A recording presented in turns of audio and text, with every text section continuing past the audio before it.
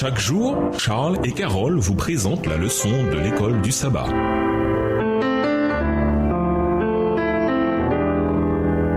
Bienvenue à votre émission. Dieu nous parle. Nous voilà un jour de jeudi, la méchanceté de l'homme. Lisons Genèse 4, les versets 17 à 24. Quel était l'héritage de Caïn et en quoi le crime de Caïn a-t-il ouvert la voie à l'augmentation de la méchanceté de l'humanité? Genèse 4, versets 17 à 24. Caïn connut sa femme, elle conçut et enfanta Enoch. Il bâtit ensuite une ville et il donna à cette ville le nom de son fils Enoch. Enoch engendra Irad, Irad engendra Méhujaël, Méhujaël engendra Métushaël et Métushaël engendra Lémec. Lémec prit deux femmes. Le nom de l'une était Ada et le nom de l'autre Tsilla. Ada enfanta Jabal, il fut le père de ceux qui habitent sous des tentes et près des troupeaux. Le nom de son frère était Jubal. Il fut le père de tous ceux qui jouent de la harpe et du chalumeau. Tsilla de son côté enfanta Tubal-Caïn, qui forgeait tous les instruments d'airain et de fer. La sœur de Tubal-Caïn était Naama. Lémec dit à ses femmes, Ada et Tsilla, écoutez ma voix. Femmes de Lémec, écoutez ma parole. J'ai tué un homme pour ma blessure et un jeune homme pour ma meurtrissure. Caïn sera vengé 7 fois et Lémec 77 fois. L'arrière-petit-fils de Caïn, Lémec, fait référence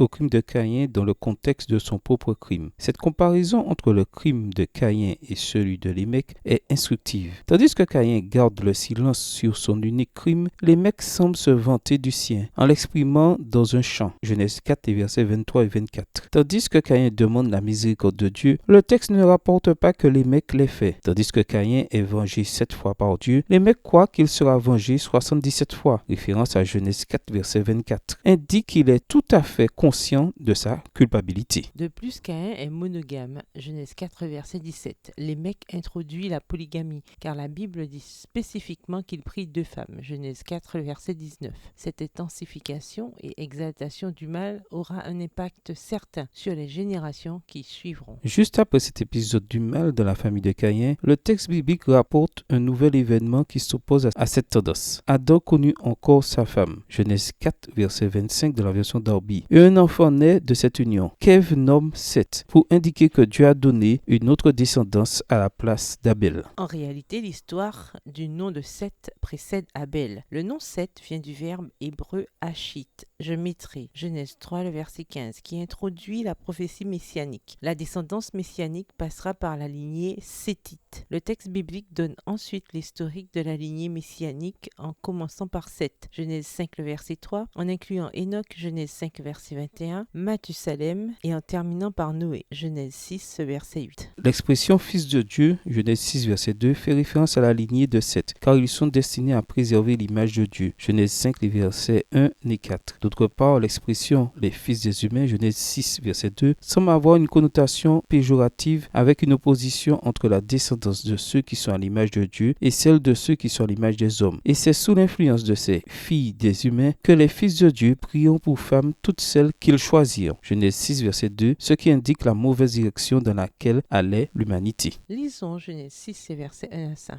Quel puissant témoignage de la corruption du péché. Pourquoi devons-nous faire tout ce que nous pouvons par la puissance de Dieu pour éradiquer le péché de nos vies? Genèse 6, versets 1 à 5. Lorsque les hommes eurent commencé à se multiplier sur la face de la terre et que des filles leur furent nées, les fils de Dieu virent que les filles des hommes étaient belles et ils en prirent pour femmes pour toutes celles qu'ils choisirent. Alors l'Éternel dit, mon esprit ne restera pas à toujours dans l'homme, car l'homme n'est que chair et ses jours seront de 120 ans. Les géants étaient sur la terre en ces temps-là, après que les fils de Dieu furent venus vers les filles des hommes et qu'elles leur eurent donné des enfants. Ce sont ces héros qui furent fameux dans l'Antiquité. L'Éternel vit que la méchanceté des hommes était grande sur la terre et que toutes les pensées de leur cœur se portaient chaque jour uniquement vers le mal. Au revoir. Et à demain si Dieu veut. Dieu nous parle. Chaque jour, Charles et Carole vous présentent la leçon de l'école du sabbat.